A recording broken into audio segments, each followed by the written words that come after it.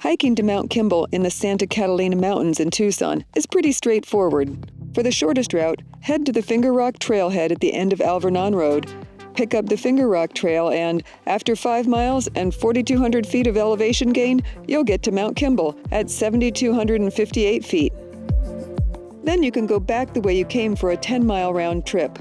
But since I don't hike in Tucson very often, I decided to return by hiking down the slightly longer trail into Pima Canyon so that I'd have a chance to see both. All in all, this route is 12 steep miles.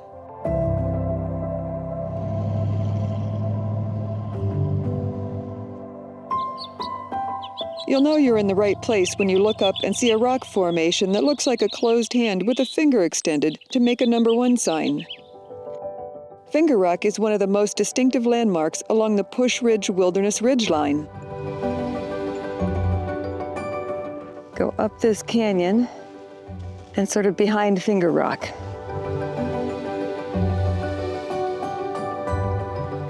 The Finger Rock Trail is mostly shaded, at least at this time of year, which is a good thing because even with a temperature in the high 50s, I was pretty quickly bloody sweaty on this steep trail. It would be awfully hot in the sun. At the 3-mile point, there's a short offshoot to Linda Vista Saddle.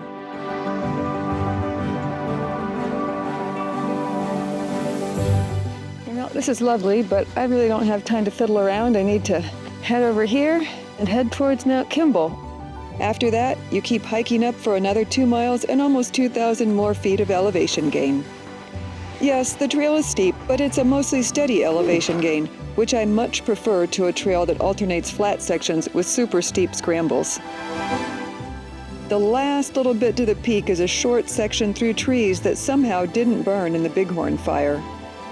That fire started in June of 2020 as a result of a lightning strike and burned 120,000 acres before it was finally out.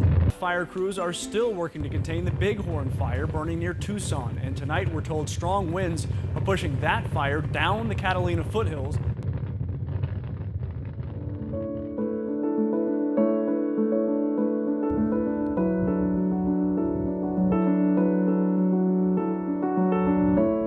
Despite the fire, the views are terrific.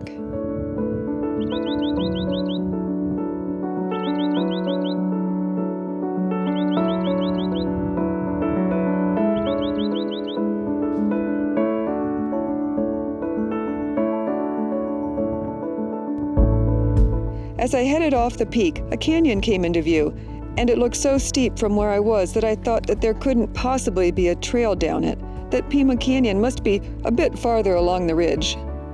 But I was wrong.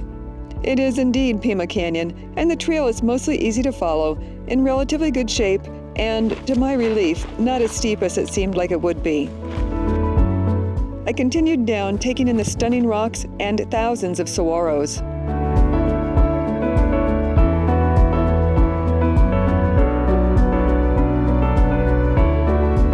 Pima Wash bisects the canyon, and the trail crosses the bedrock multiple times, and generally there are small cairns on each side. I found the tread to be much less slippery than on the Finger Rock Trail, and was glad I decided to descend into Pima Canyon.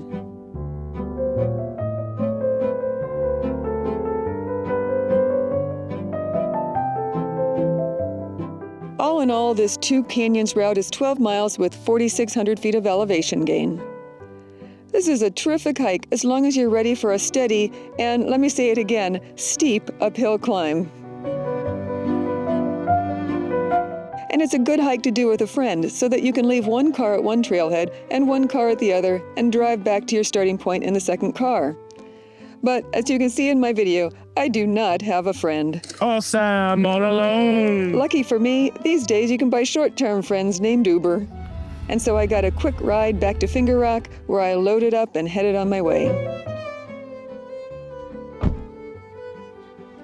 If you liked this hike as much as I did, and you're looking for other hikes like it, click one of the links at the end of this video, and I think you'll find a hike that suits you. And I'll see you on the next hike.